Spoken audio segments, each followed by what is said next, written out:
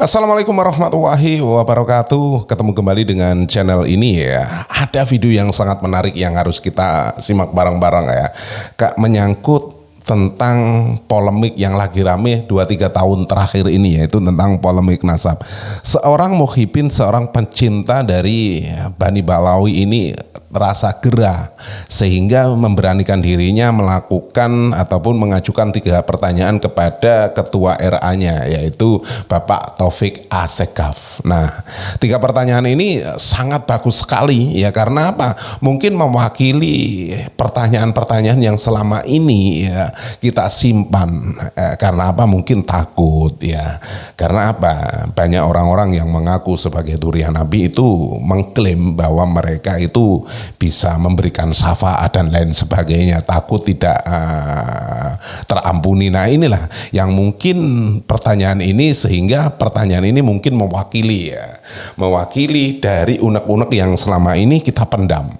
Sahabat semuanya, langsung ya, biar kita tidak gagal paham menanggapi sebuah video, kita simak dari akhir sampai selesai, biar di akhir video ini seperti biasa nanti kita koreksi bareng-bareng ya. Dan sebelum lanjut, buat Anda yang belum subscribe channel ini, jangan lupa di subscribe channel ini, tombol loncengnya juga diaktifkan biar tidak ketinggalan kabar info terbaru dari channel ini. Ini dia videonya, seru sekali, silakan. Assalamualaikum warahmatullahi wabarakatuh. Assalamualaikum warahmatullahi wabarakatuh. Afwan Habib, mohon izin sebelumnya kami ingin menyampaikan. Saat ini saya juga mohon maaf, mungkin pertanyaan saya ini agak lancang Habib. Sekarang kita dihadapkan dengan berbagai macam fitnah. Salah satunya adalah ada orang atau golongan yang ingin mengkaburkan, bahkan mengibtol nasab dzurriyyah, dan ini sangat ramai sekali dibicarakan sekarang Habib. Cara-cara yang mereka lakukan itu ada yang melalui pendekatan sejarah dengan mengkaji ulang sejarah, terutama terkait para habaib di Indonesia. Juga ada yang melakukan kajian ilmiah dengan bertendensi pada kitab nasab mulai dari abad ke-5 sampai ke-10 Hijriah. Juga ada yang melalui media medis yang menganjurkan untuk tes DNA. Seperti itu Habib. Jujur, kami sangat geram dan kesal. Juga kami gak terima atas apa yang mereka lakukan terhadap dzurriyyah, terhadap orang-orang yang kami cintai, seperti antum Habib. Yang ingin kami tanyakan adalah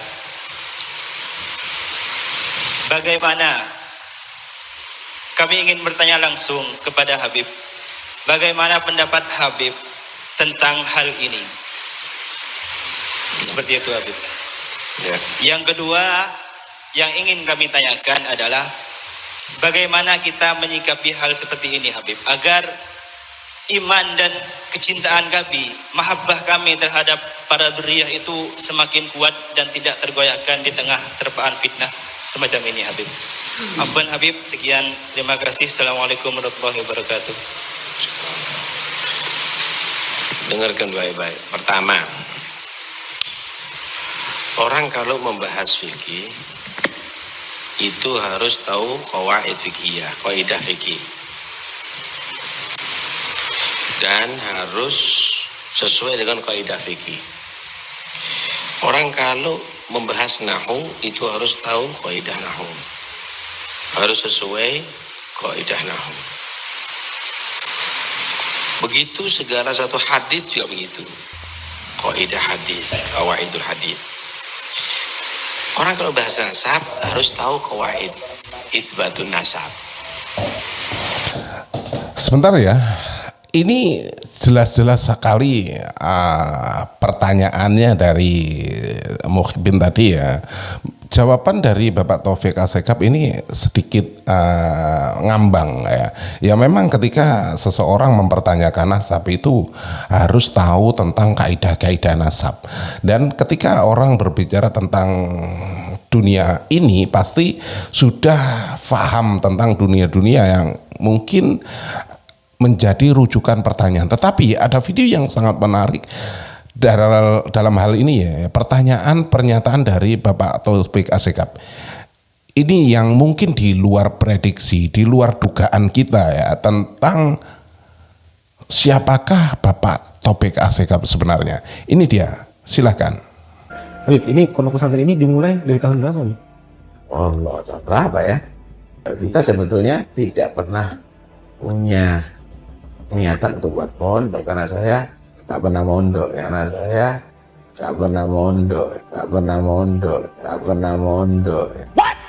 Gak ada niatan untuk mondok, dan memang belajarnya saya sih belajar seadanya. Memang belajarnya saya sih belajar seadanya, belajar seadanya.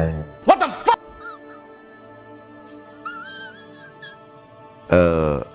Kalau kan makruh itu kalau ditinggalkan mendapatkan pahala. Kalau tidak ditinggalkan tidak, kalau dilakukan mendapat dosa, kan begitu ya. Nah, setelah kita melihat atau mendengarkan statement dari video ini ya, pentingnya kita mendengarkan ya, bukan dari siapa yang berbicara, bukan dari siapa yang melontarkan kata-kata itu. Banyak sekali dari kita ya, dari golongan kita itu mendengarkan ucapan dari orang-orang yang dalam hal ini menyampaikan sesuatu itu dilihat dari paras wajahnya, dilihat dari cara berpakaiannya. Apabila orang yang mengucapkan atau mengungkapkan itu berpakaian, yaitu tadi dibalut sorban dan lain sebagainya, walaupun ucapannya itu salah, itu pasti akan dianggap benar, akan dianggap sesuatu yang lebih. Berbeda ketika seseorang itu berpakaian compang-camping, walaupun statement yang keluar dari mulutnya itu sebuah kebenaran, akan dipersalahkan. Nah, ini yang harus kita rubah ya, mindsetnya kita itu ketika mendengarkan sesuatu itu harus kita rubah. Bukan dilihat sosoknya ya, tetapi ucapan-ucapannya itu yang harus kita dengarkan, walaupun ucapannya itu keluar dari seorang penggembala domba katakanlah, seorang tukang sapu katakanlah, seorang pencari rumput katakanlah. Tetapi ketika seseorang itu mengeluarkan fatwa, mengeluarkan kata-kata yang benar ya kita terima. Tapi dalam kenyataannya itu banyak orang akan mencemooh ya, orang-orang ini walaupun berbicara benar itu akan mencemooh. Siapa Anda? Pasti akan seperti itu. Long Anda saja seperti ini. Berbeda ketika mendengarkan ucapan ya dari orang-orang yang berbarut hati tadi, mengaku sebagai orang yang berilmu, berpakaian berbalut agama lah katakanlah ya, dalam hal ini berbalut agama katakanlah ya, pasti akan dianggap benar walaupun ucapannya itu salah. Sahabat semuanya ya itu tadi perlunya kita mengkoreksi ya.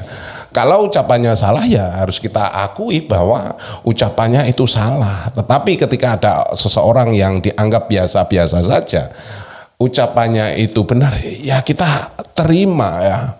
Karena yang keluar dari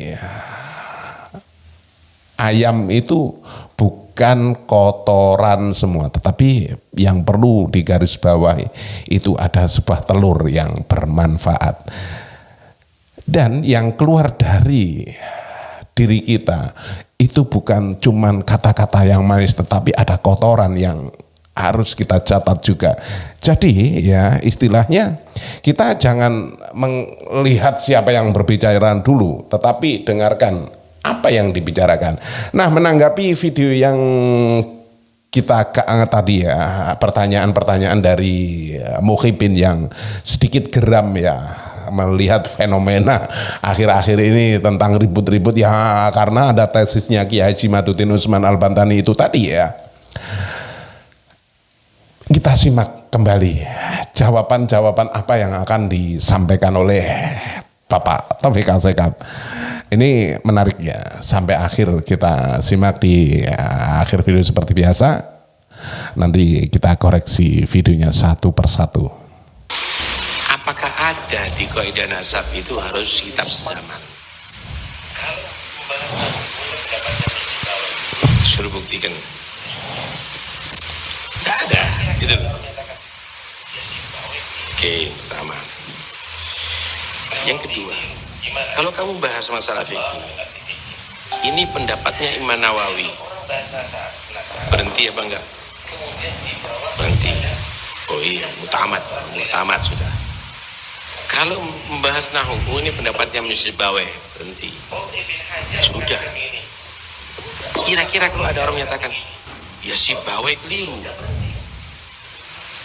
Nawawi keliru, gimana kira-kira? Oh, nggak ngerti fikih.